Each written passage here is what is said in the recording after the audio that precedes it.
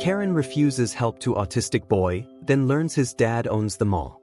Karen adjusted the oversized sunglasses perched on her nose as she strode into the mall. She hated coming here, too many people, too much noise, but the boutique she loved didn't have an online store, and appearances mattered. The latest charity gala was only a week away, and Karen needed something that would make her stand out. "Excuse me, can you move a little faster?" she barked at an elderly couple shuffling ahead of her. Her sharp heels clicked impatiently on the tiled floor as she overtook them, ignoring the disapproving looks they threw her way. She glanced at her reflection in a shop window as she passed, smoothing a hand over her pristine blazer. Perfect as always. But just as she turned the corner toward the boutique, something caught her attention, and her irritation. A boy sat cross-legged on the floor near the mall entrance, colorful blocks scattered around him in a chaotic display. He was completely absorbed in his task, his little hands moving methodically as he stacked and rest-tacked the pieces. Nearby, a young woman, his babysitter, perhaps, watched him with a mixture of patience and exhaustion. Karen frowned. The sight offended her for reasons she couldn't quite articulate. Children were fine, in theory, but they belonged in playrooms or daycare centers, not on the floor of a mall where civilized people walked. "Unbelievable," she muttered under her breath as she approached. "Can't people control their kids anymore?" The babysitter looked up just as Karen's shadow fell over them. Her face, pale and drawn, tensed as if she knew what was coming. "Excuse me," Karen said, her voice dripping with condescension. "Is there a reason this child is sitting here like he owns the place?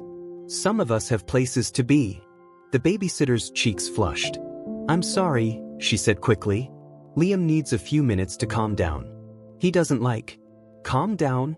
Karen interrupted, her eyebrows arching high above her sunglasses. "Maybe he should calm down somewhere that isn't in everyone's way." The babysitter opened her mouth to respond, but before she could, Liam's hand slipped, sending a cascade of blocks tumbling across the floor. Karen froze as a few pieces skittered toward her, stopping inches from the toe of her shoe. "Are you serious?" she snapped, her voice rising. She stepped back as if the blocks might stain her designer heels. "This is a public space, not a daycare. Pick up after yourselves." The babysitter scrambled to gather the blocks, her hands shaking slightly. Liam didn't react to the commotion. His eyes remained fixed on the pieces he still held, his movements unhurried as if nothing else existed. Karen's irritation flared. "Is he even listening to me?" she demanded. "He has autism," the babysitter said, her voice quiet but firm. "Sometimes it takes him a little longer to process things." Karen blinked, caught off guard by the response. But the moment of surprise quickly gave way to annoyance. "Well, maybe you should process the fact that this is a hazard. Someone could trip." The babysitter didn't reply. She focused on picking up the remaining blocks, her face flushed with humiliation. Karen shook her head and turned away, muttering to herself about irresponsible parents and public nuisances. As she walked toward her boutique, she didn't notice the man standing nearby, quietly observing the entire interaction. The incident should have been the end of it, but Karen's day only seemed to spiral downhill from there. At the boutique, the salesperson couldn't find the dress she wanted in her size. The cafe she frequented had a line out the door. Even the air conditioning in the mall seemed to be working against her, leaving her feeling sticky and irritable. By the time she returned to the main hall, her patience was paper-thin. She turned a corner sharply and nearly stumbled over the very same boy from earlier. This time, he was sitting in the middle of the walkway, his blocks spread out in a new configuration. The babysitter hovered nearby, trying unsuccessfully to coax him to move. "For the love of—" Karen stopped mid-sentence, her face flushing with anger. "Are you kidding me? Again?" The babysitter stood quickly, holding up her hands as if to placate Karen. "I'm so sorry.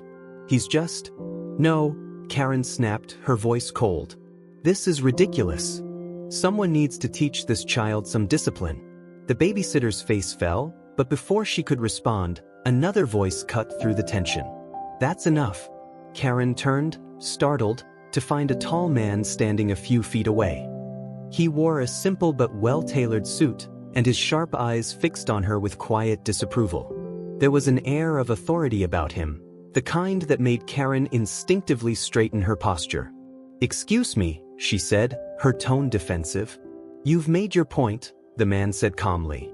"There's no need to escalate the situation." Karen's eyes narrowed. "Who do you think you are, telling me what to do? This isn't your business." "It is now," the man replied, stepping closer. "You're creating a scene." Karen bristled, her indignation flaring. "I'm creating a scene? This boy is sitting in the middle of a walkway, and somehow I'm the problem." The man didn't flinch under her glare. "He's a child," he said simply. "And he doesn't need your judgment." Karen opened her mouth to retort, but something in his tone stopped her. He wasn't raising his voice, wasn't trying to humiliate her, but there was a quiet strength in his words that made her feel strangely small. "Whatever," she said finally, throwing up her hands. "I don't have time for this." Without another word, she turned and walked away, her heels clicking loudly against the floor. But even as she left the scene behind, her annoyance lingered, mingling with something unfamiliar, something that felt uncomfortably like guilt. Karen stormed off, her irritation bubbling over. "Who does he think he is?" she muttered under her breath as she stomped toward the food court. She wasn't about to let some stranger embarrass her in public and get away with it. She found a seat near the fountain, away from the noisy crowds, and ordered an iced coffee from the app on her phone. As she sat waiting, Karen glanced down at the polished tiles of the mall floor and caught her reflection. Her expression was tight, her lips pressed into a thin line. This day had been an unmitigated disaster. Her phone buzzed, and she instinctively reached for it, expecting a message from one of her friends. Instead, it was a notification from the boutique, an automated reply confirming they'd found the dress in her size and were holding it at the counter. Normally, this would have lifted her spirits, but Karen barely cracked a smile. Her thoughts kept drifting back to the scene at the mall entrance. The boy, the babysitter, the stranger. The way he'd looked at her, not with anger, but with disappointment, as if she were the one behaving like a child. She shook her head, brushing the memory aside. It wasn't her fault that the boy's behavior had disrupted her day. If anything, the babysitter should have done a better job keeping him under control. Karen's iced coffee arrived, and she took a long sip, letting the cool liquid calm her frayed nerves. She was about to leave when a voice interrupted her thoughts. "Mind if I join you?" Karen looked up sharply to see the same man from earlier standing a few feet away, holding a cup of coffee. Her eyes narrowed. "What do you want?" The man didn't flinch at her tone. Instead, he pulled out the chair across from her and sat down uninvited. "I thought we should talk." Karen bristled. "I don't think we have anything to talk about." "I disagree," the man said calmly. "My name is Ethan Walker. I'm Liam's father." Karen froze, her coffee cup halfway to her lips. "You're his father?" she echoed, her voice laced with disbelief. "Shouldn't you be the one watching him instead of dumping him on some overwhelmed babysitter?" Ethan's expression hardened, but his voice remained even. "I'm a single parent, miss." He paused, waiting for her to fill in the blank. "Karen," she said stiffly. "Miss Karen," Ethan continued. "I do everything I can to provide for my son, including hiring a caregiver when I'm at work. Liam is autistic. He sees the world differently than you or I, and sometimes that means he needs extra support." Karen folded her arms, her skepticism evident. "And that excuses his behavior?" "It explains it," Ethan replied. "It's not about excuses. It's about understanding." Karen scoffed, leaning back in her chair. "Understanding? I understand that he was sitting in the middle of a public walkway, making it impossible for anyone to pass. Did it ever occur to you that Liam might have been overwhelmed?" Ethan asked, his tone sharp enough to make Karen falter. Crowds, loud noises, bright lights, those things can be overstimulating for someone on the spectrum. Sitting on the floor and playing with his blocks was his way of coping. Karen stared at him, unsure how to respond. She wasn't used to people speaking to her so directly, and it left her off balance. Ethan leaned forward slightly, his gaze steady. "I don't expect you to understand Liam's challenges overnight, Miss Karen. But I do expect basic decency. He's a child, not an inconvenience." The words hit harder than Karen wanted to admit. She glanced away, her cheeks burning. "Look, I didn't mean to upset anyone," she muttered. "But I'm not going to apologize for pointing out a safety hazard." Ethan sighed, leaning back in his chair. "You don't have to apologize," he said, his voice softer now. "But maybe next time, think about what someone else might be going through before you pass judgment." Karen's chest tightened, though she wasn't sure if it was anger, embarrassment, or something else entirely. "Are we done here?" she asked, her tone defensive. Ethan nodded, standing up. "We're done. But I hope you'll take some time to reflect." With that, he walked away, leaving Karen alone with her thoughts. Karen spent the rest of the day trying to shake the encounter, but Ethan's words lingered like a pebble in her shoe. She told herself that he was overreacting, that she hadn't done anything wrong, but a small voice in the back of her mind refused to be silenced. As she browsed the racks at the boutique, Karen found herself distracted, her eyes glazing over the colorful dresses. She thought about Liam, the way he'd sat so quietly, lost in his own world. She thought about the babysitter's tired eyes, the way she'd scrambled to pick up the blocks under Karen's withering gaze.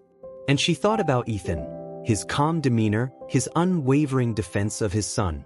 Karen shook her head, trying to refocus. She had more important things to worry about than some random family's problems. But when she glanced at her reflection in the fitting room mirror, she didn't like what she saw. Her usual confidence was gone, replaced by an unfamiliar weight pressing down on her chest. The next morning, Karen returned to the mall to pick up the dress she'd ordered. She was determined to put the previous day behind her and get back to her routine. But as she walked through the main hall, she spotted Liam again. He was sitting in the same spot as before, his blocks spread out in front of him. This time, Ethan was with him, crouched on the floor and helping him stack the pieces into a tall tower. Karen hesitated, her instinct to walk away warring with an unfamiliar sense of curiosity. Before she could think better of it, she found herself approaching them. "Good morning," Ethan said without looking up, his tone neutral. Karen shifted uncomfortably. "Hi." Liam glanced up briefly, his bright blue eyes meeting Karen's before flicking back to his blocks. He didn't say anything, but there was a calmness about him that Karen hadn't noticed before. Ethan stood, brushing off his hands. "Can I help you with something?" Karen hesitated, unsure why she'd even come over. "I just wanted to see if everything was okay." Ethan raised an eyebrow, clearly surprised. "We're fine," he said. "But thank you for asking." Karen nodded, feeling awkward and out of place. "That's good." Ethan studied her for a moment, his expression softening. "Would you like to join us?" he asked. Karen blinked, caught off guard. "Join you?" "Liam's building a city," Ethan explained, gesturing to the blocks. "It's quite impressive, actually." Karen glanced at Liam, who was meticulously stacking a row of blocks to form what looked like a bridge. Part of her wanted to say no, to walk away and avoid any further discomfort. But another part of her, the part that had been nagging at her since their first encounter, said yes. "Sure," she said finally, lowering herself to the floor. Liam didn't look up as she sat beside him, but he slid a small pile of blocks toward her without a word. Karen stared at them, unsure what to do. "What are these for?" she asked. Ethan smiled faintly. "Whatever you want. There are no rules." Karen hesitated before picking up a red block and placing it carefully on top of a blue one. To her surprise, Liam reached over and adjusted it, his movements precise and deliberate. Karen opened her mouth to protest, but Ethan shook his head, a silent reminder to let it go. For the next few minutes, Karen found herself lost in the simple act of building. The tension in her shoulders eased as she focused on the blocks, her mind quieting in a way that felt strangely freeing. When she finally looked up, Liam was smiling, a small, fleeting smile, but a smile nonetheless. Karen felt something shift inside her, a crack forming in the walls she'd built around herself. For the first time in a long while, she felt human. Karen wasn't sure how much time had passed as she sat on the floor, awkwardly stacking blocks with Liam. Every time she placed one, he adjusted it, either adding another or moving hers slightly to fit his precise vision. At first, the adjustments annoyed her. Why did it matter where the blocks went? But as the minutes passed, she began to see a rhythm to what he was doing, a quiet logic that guided his hands. Ethan sat nearby, quietly observing the interaction. He didn't interfere, didn't offer instructions or explanations. He simply let Karen and Liam exist in their own little world, allowing the moment to unfold naturally. Why does he do that? Karen asked after Liam adjusted yet another one of her blocks. Her tone was curious now, not condescending. He likes things to be a certain way, Ethan explained. It's part of how he processes the world. Patterns, structure, they help him make sense of everything. Karen nodded slowly, watching as Liam carefully balanced a yellow block on top of a precariously tall tower. I guess that makes sense, she said, almost to herself. For a moment, she allowed herself to just watch. Liam's focus was remarkable. His little hands moved with such precision, his eyes never wavering from his work. There was a peace about him that Karen hadn't noticed before, a quiet determination that felt admirable. Does he always sit like this? She asked, glancing at Ethan. Not always, Ethan replied. But when he gets overwhelmed, it helps to give him a safe space where he can do something he enjoys. It's his way of resetting. Karen thought about her own life, the endless pursuit of perfection and control, and how easily it could unravel with the slightest inconvenience. She couldn't imagine what it must be like for Liam, navigating a world that seemed determined to overwhelm him at every turn. Doesn't it get exhausting? She asked before she could stop herself. Ethan smiled faintly. Of course it does. But he's my son. He's worth it. The sincerity in his voice caught Karen off guard. She'd spent so much of her life avoiding difficult emotions, brushing off anything that felt too heavy or complicated. Seeing Ethan's love and patience, how deeply he was willing to invest in his son's world, was both humbling and unsettling. Over the next few days, Karen couldn't stop thinking about Liam. Every time she walked through the mall, she found herself scanning the crowds, half expecting to see him sitting with his blocks or walking quietly beside Ethan. She told herself it didn't matter, that she had no reason to care about these people she barely knew. But the truth was harder to ignore. Karen didn't understand why the encounter had affected her so deeply. Was it guilt? Curiosity? Or something else entirely? Whatever it was, it had left a crack in the armor she'd spent years building around herself, and the vulnerability made her uneasy. She found herself walking past the entrance where she'd first seen Liam, her pace slowing as she scanned the floor for his familiar figure. When she didn't see him, she felt a strange pang of disappointment. It was a week later when she saw them again. Karen had just finished shopping and was headed toward the parking lot when she spotted Ethan and Liam near the fountain. Liam was sitting on the edge, dipping his fingers into the water, while Ethan stood nearby, speaking with a man in a suit. Karen hesitated, torn between walking away and approaching them. Before she could decide, Ethan looked up and saw her. He smiled and raised a hand in greeting, motioning for her to come over. Karen's first instinct was to decline, but something about his expression, warm, open, unassuming, drew her in. Karen, Ethan said as she approached. Good to see you again. You too, Karen replied, her voice more tentative than usual. She glanced at Liam, who was still focused on the water, his fingers tracing lazy circles across the surface. Hi, Liam. Liam didn't look up, but he let out a soft hum, a sound that Karen chose to interpret as acknowledgement. He likes the fountain, Ethan explained. The sound of the water helps him relax. Karen nodded, watching as Liam continued his quiet exploration. It's peaceful, she said, surprising herself with the admission. Ethan smiled. It is. For a moment, they stood in companionable silence, the rush of the fountain filling the space between them. Karen felt strangely at ease, as though the noise of the world had quieted just enough for her to catch her breath. What's it like? She asked suddenly, her voice barely above a whisper. Raising him? Ethan glanced at her, his expression thoughtful. It's hard, he admitted, but it's also the most rewarding thing I've ever done. Liam teaches me something new every day. About patience, about love, about seeing the world in a way I never could before. Karen swallowed hard, her throat tight. She thought about her own life, the endless pursuit of validation, the hollow victories that never seemed to fill the void. She thought about how little she'd allowed herself to truly care about anyone or anything. I don't think I'd be strong enough for that, she said quietly. Ethan looked at her, his gaze steady. You'd be surprised what you're capable of when you love someone, he said. Real love changes you. It makes you stronger. Karen didn't know how to respond. She felt exposed, as though Ethan could see through her carefully constructed facade to the doubts and insecurities she tried so hard to hide.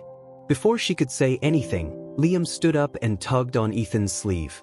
Done, he said simply, his voice soft but clear. Ethan smiled and ruffled his son's hair. Good job, buddy. Liam turned to Karen, his blue eyes meeting hers for a brief moment. Then, without a word, he handed her a small, wet stone he'd picked up from the edge of the fountain. Karen stared at the stone, her chest tightening as she took it from him. Thank you, Liam, she said, her voice trembling slightly. Liam gave a small nod before turning back to Ethan, who smiled warmly. Looks like he likes you, Ethan said. Karen blinked, her throat tight. But I like him too, she said softly. That night, Karen sat on her couch, the small stone resting in her palm. It was smooth and cool to the touch, its surface worn from years in the fountain. She turned it over in her hand, her thoughts swirling. She thought about Liam, his quiet focus, his resilience, his way of seeing the world in a way she couldn't fully understand but deeply admired. She thought about Ethan, his patience, his unwavering love, his ability to see the best in people even when they didn't deserve it. And she thought about herself, the person she had been, the person she wanted to be, and the vast distance between the two. For the first time in a long while, Karen felt the stirrings of change. It was small, almost imperceptible, but it was there. A quiet hope that maybe, just maybe, she could be better. The next time Karen visited the mall, something felt different. It wasn't the usual trip to check off her list of errands or to indulge in some retail therapy. This time, she found herself hoping to run into Ethan and Liam. She told herself it was just curiosity, but deep down, she knew it was more than that. They'd left an impression on her, one she couldn't shake. Karen walked slowly through the main hall, her gaze scanning the crowd. She passed the boutique, the fountain, even the food court, but there was no sign of them. She told herself it was for the best. It wasn't as if she had any reason to see them again. And yet, as she stood near the mall's play area, watching children climb on colorful structures and squeal with laughter, she felt an unexpected pang of longing. Her thoughts were interrupted by a familiar voice. Karen? She turned to see Ethan approaching, Liam walking quietly beside him. Her heart gave an involuntary flutter, though she quickly masked her surprise with a polite smile. Ethan, she said. Hi.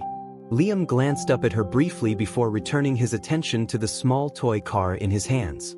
He rolled it back and forth on his palm, his movements rhythmic and deliberate. Good to see you, Ethan said warmly. What brings you here today? Oh, just running some errands, Karen replied, brushing a strand of hair behind her ear. What about you? We're headed to the sensory room, Ethan said, nodding toward a sign nearby. Liam likes to spend some time there when the mall gets too busy. Karen hesitated, curiosity flickering in her eyes. Sensory room? Ethan smiled. It's a quiet space designed for kids like Liam, somewhere they can feel safe and calm when things get overwhelming. You should check it out.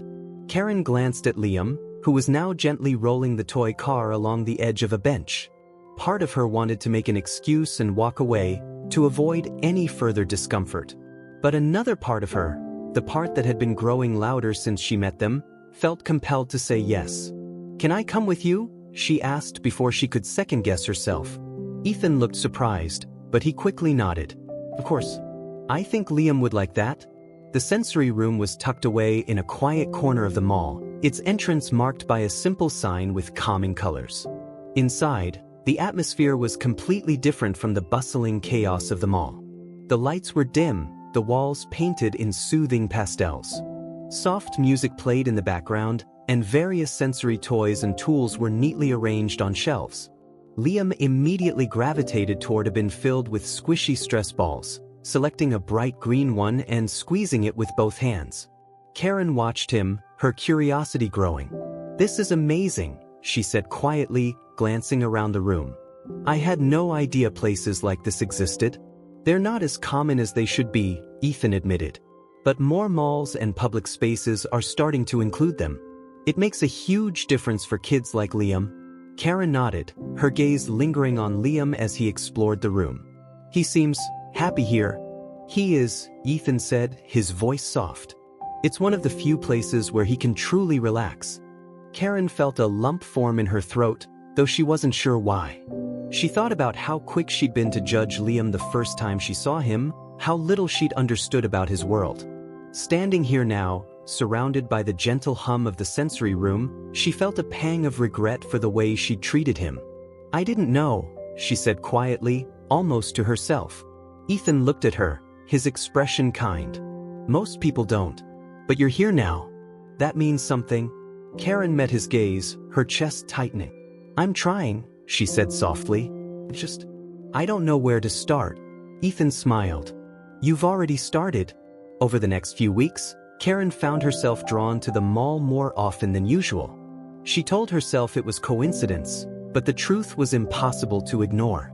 She wanted to see Ethan and Liam again. She wanted to understand them better, to learn from them. Each time she saw them, her connection to them grew stronger. She joined Liam in building block towers, learning to appreciate the precision and care he put into his creations. She listened as Ethan shared stories about their life, about the challenges and joys of raising a child with autism. And slowly, she began to let her guard down. One afternoon, as they sat by the fountain, Karen turned to Ethan with a question that had been on her mind for days. How do you do it? She asked, her voice soft. How do you stay so patient? Ethan chuckled, running a hand through his hair. I'm not always patient, he admitted. There are days when it's hard, really hard. But then I look at Liam, and I see how much he's trying, how much he's overcome, and it puts everything into perspective. Karen nodded, her heart aching at the sincerity in his voice. I don't think I could do what you do. You don't have to, Ethan said gently. But you're doing something just as important, Karen. You're opening your heart. That's where it starts. Karen swallowed hard, her throat tight. She thought about the person she'd been before she met Ethan and Liam, cold, judgmental, focused on appearances above all else. And she thought about the person she wanted to be, the person she was slowly becoming. One day, as they were walking through the mall together, Karen noticed a woman glaring at Liam as he sat on the floor, arranging his blocks in neat rows. The woman muttered something under her breath and stepped around him, her expression annoyed. Karen felt a spark of anger rise in her chest. Before she could stop herself, she marched over to the woman. Is there a problem? She asked, her voice sharp. The woman looked taken aback. Excuse me? You seem to have an issue with this child sitting here, Karen said, crossing her arms. Would you like to share it with the rest of us? The woman stammered, her face turning red. I didn't mean anything by it. Then maybe you should keep your thoughts to yourself, Karen said firmly. He's not hurting anyone. The woman huffed and walked away, muttering under her breath. Karen turned back to find Ethan watching her, a look of surprise and admiration on his face. Thank you, he said quietly. Karen shrugged, though her heart swelled at his words. Someone had to say it. Liam looked up at her, his blue eyes wide. He handed her one of his blocks, a small gesture that felt like a gift. Karen took it, her chest tightening with emotion. Thanks, buddy, she said, her voice soft. In that moment, Karen realized how far she'd come. She wasn't the same person she'd been when she first met Liam and Ethan. She wasn't perfect, but she was learning. And for the first time in a long while, she felt proud of herself. Karen sat on her couch that evening, staring at the small block Liam had handed her earlier. She turned it over in her hand, tracing its edges and thinking about the moment she had stood up for him. It wasn't like her to get involved in other people's business, especially strangers. But Liam didn't feel like a stranger anymore. Neither did Ethan. The memory of Ethan's quiet thank you lingered in her mind. For years, Karen had been focused on herself, her appearance, her reputation, her convenience. She had avoided emotional entanglements, convinced they were messy and unnecessary. But now, she found herself craving the connection she had always dismissed. She glanced at her phone, tempted to text Ethan just to say hi. Instead, she placed the block on her coffee table and leaned back, closing her eyes. She felt something she hadn't in a long time: peace. The next morning, Karen arrived at the mall with a purpose. She had spent the night thinking about Ethan's words, about how opening her heart was the first step toward change. Now, she wanted to do something tangible to show how much she cared. She found Ethan and Liam near the sensory room. Liam was busy rolling a stress ball between his hands, his focus unbroken. Ethan looked up as Karen approached, a warm smile spreading across his face. "Karen," he said. "Good to see you." "Hi," Karen said, returning the smile. She hesitated for a moment before holding out a paper bag. "I brought something for Liam." Ethan raised an eyebrow but took the bag. He opened it to reveal a set of colorful sensory toys, a fidget spinner, textured balls, and a small weighted lap pad. He looked up at Karen, his expression a mixture of surprise and gratitude. "These are great," he said. "Thank you." Karen shrugged, trying to downplay the gesture. "I just thought he might like them." Ethan knelt beside Liam and showed him the toys. Liam's eyes lit up as he reached for the fidget spinner, his fingers moving deftly to make it spin. He let out a soft hum of approval, and Karen felt her chest swell with pride. "He likes it," Ethan said, glancing at her. Karen smiled. "Good." As the days turned into weeks, Karen became a regular part of Ethan and Liam's routine. They met at the mall almost every afternoon, spending time in the sensory room or building block towers by the fountain. Karen learned more about Liam's world, his preferences, his challenges, his unique way of communicating. And with every interaction, her understanding deepened.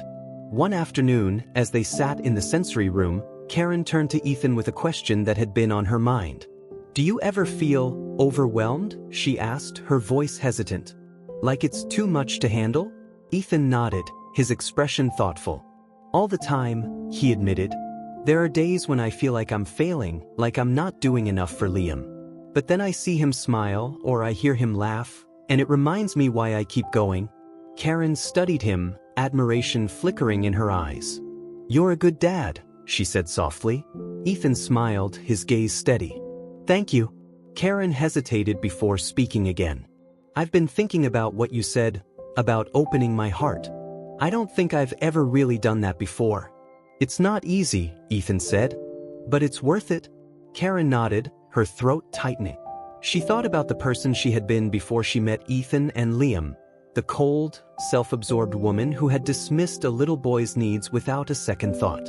And she thought about the person she wanted to be, the person she was slowly becoming. "I want to be better," she said quietly. "I want to be someone Liam would be proud to know."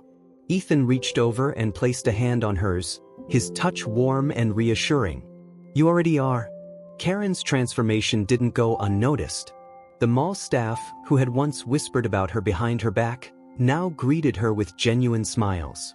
Parents who frequented the sensory room began to see her as an ally, someone who understood their struggles and offered support without judgment. One day, the mall manager approached Karen as she was leaving the sensory room. "Karen," he said, his tone friendly. "Do you have a minute?" Karen nodded, curious. "Of course." The manager smiled. "We've noticed how much you've been helping out with the families here, especially with Liam and Ethan. I was wondering if you'd be interested in joining our community outreach program." Karen blinked, caught off guard. "Community outreach?" "It's a new initiative we're starting to support families with children on the spectrum," the manager explained. "We're looking for volunteers to help plan events, raise awareness, and make the mall more inclusive. I think you'd be a great fit." Karen hesitated, her heart racing. She had never considered herself the type to get involved in something like this. But as she thought about Liam's smile and Ethan's unwavering kindness, she realized how much she wanted to give back. "I'd love to," she said finally, her voice steady. The manager grinned. "Great. I'll send you the details."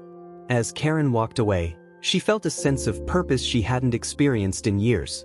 For the first time, she wasn't focused on what she could get for herself. She was focused on what she could give.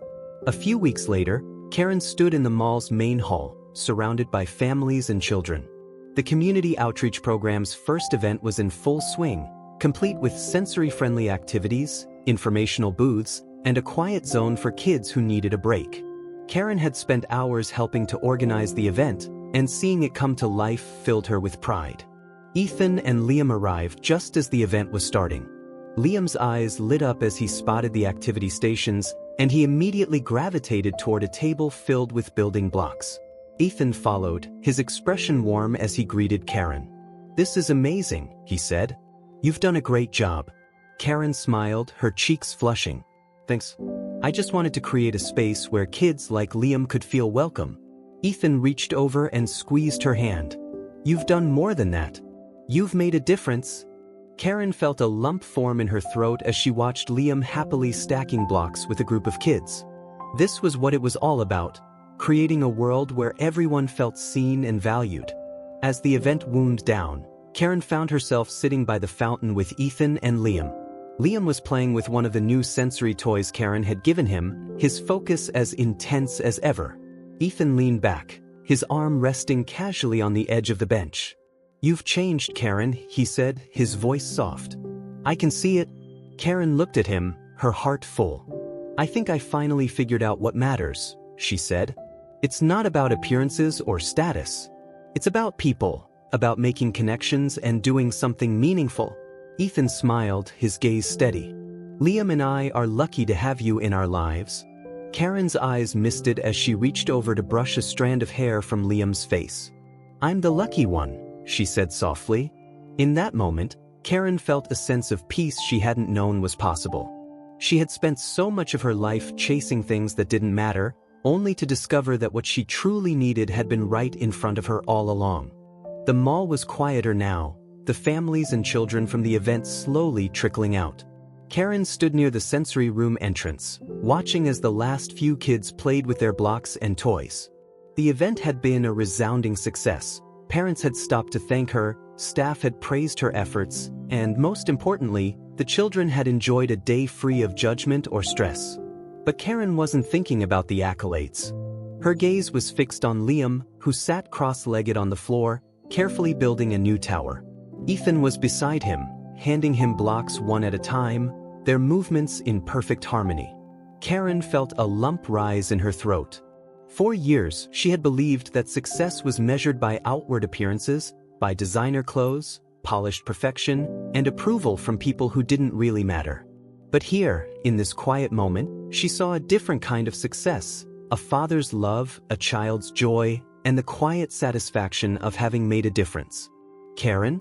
She turned to see Ethan standing a few feet away, holding 2 cups of coffee. He offered her one, his smile warm and genuine. "Thought you might need a pick-me-up," he said. Karen took the cup, her fingers brushing against his. "Thanks."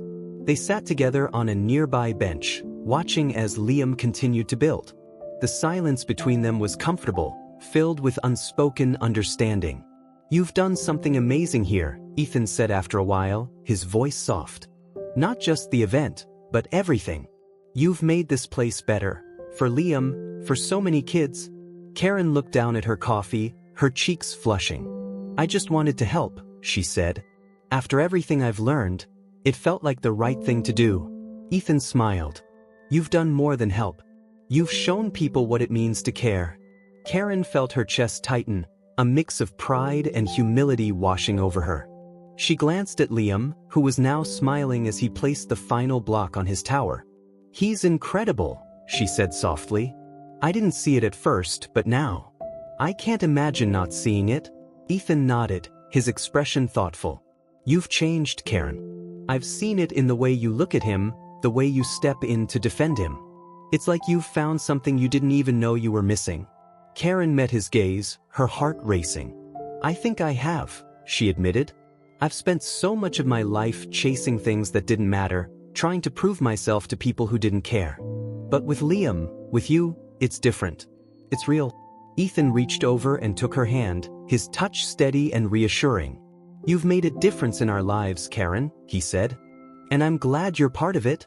Karen felt tears prick at her eyes, but she blinked them away. "Thank you," she said, her voice barely above a whisper. As the event came to an end, Karen helped pack up the sensory toys and supplies, her heart full. She had never felt so fulfilled, so connected to something bigger than herself. It was a feeling she wanted to hold on to forever.